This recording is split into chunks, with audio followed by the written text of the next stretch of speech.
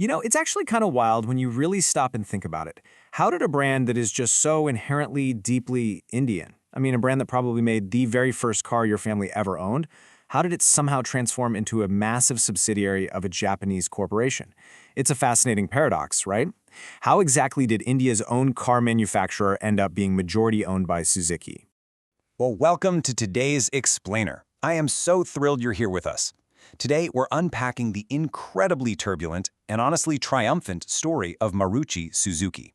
We are going to uncover exactly how this company went from being a totally stalled-out government project, literally producing 0 cars, to becoming an absolute juggernaut that completely dominates Indian roads. Okay, let's dive right into this. Our roadmap today covers 5 parts. First, the people's car dream. Second, enter Suzuki. Third, decades of market dominance. Fourth, the stock market triumph. And finally, scaling to the future. Let's kick things off with Part 1, the people's car dream. So, the origin story of Maruti is frankly nothing short of a corporate roller coaster. Back in 1971, the Indian government really wanted an indigenous, efficient people's car that middle-class families could actually afford. Because, at the time, your choices were basically limited to the pricey Hindustan Ambassador or the Premier Padmini. So, Maruti Motors Limited was officially incorporated, Sanjay Gandhi was appointed as the managing director, but as our sources point out, he actually had 0 previous corporate or design experience. And, well, it showed. Despite massive government backing and exclusive production licenses, the project hit a brick wall of delays and criticism. The harsh reality? During this entire period, absolutely 0 cars were manufactured for the public, not a single one.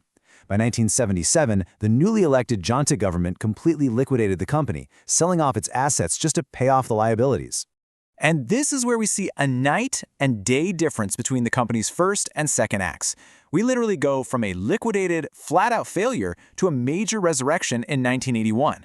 Following Sanjay Gandhi's death, the government realized they still desperately needed to fulfill this automotive dream. So they hit the reboot button and founded Maruti Udyog Limited. But this time around, they knew they couldn't do it solo. They desperately needed an active, highly experienced global collaborator to actually kickstart production. Which brings us to Part 2. Enter Suzuki.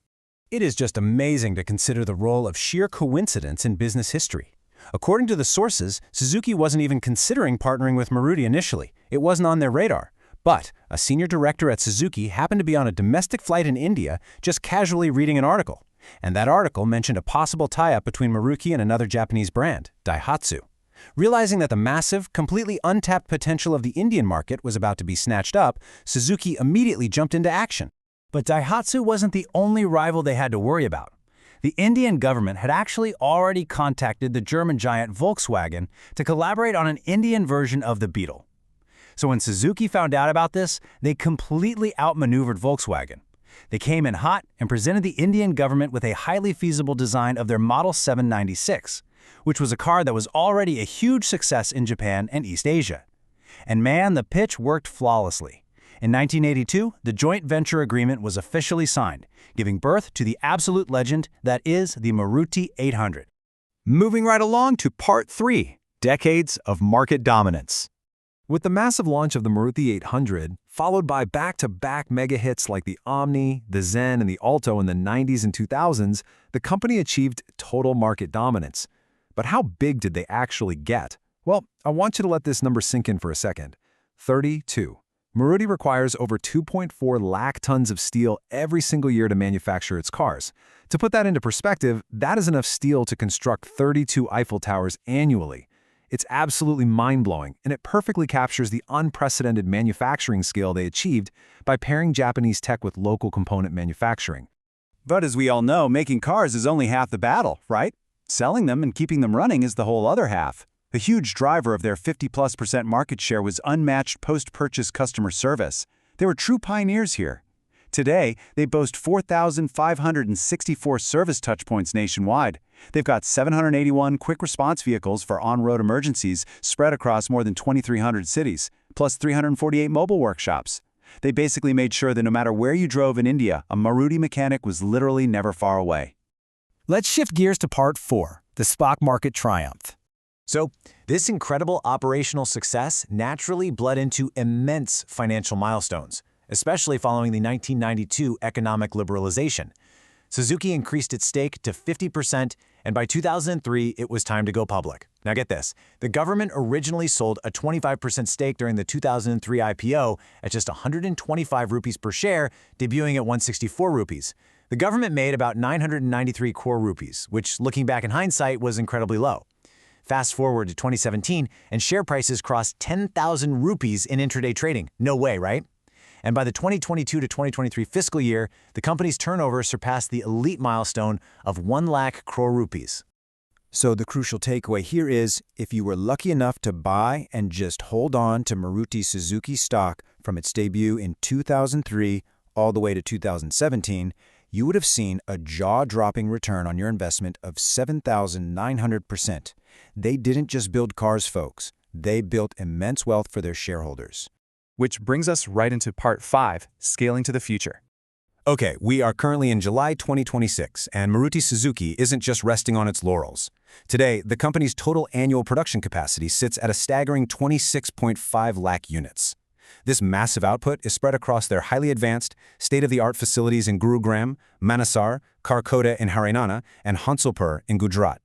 And the most exciting development right now? That's definitely the Kharkhoda facility. The first plant there opened in February 2025, pumping out 2.5 lakh units. Just recently, commercial production at a second plant commenced, literally doubling that capacity to 5 lakh units. But the future target? An incredible 1 million vehicles per annum. With a projected total investment of 35,000 crore rupees, this is soon going to make Kharkhoda one of the largest car plants in the entire world, creating over 21,000 jobs in the process.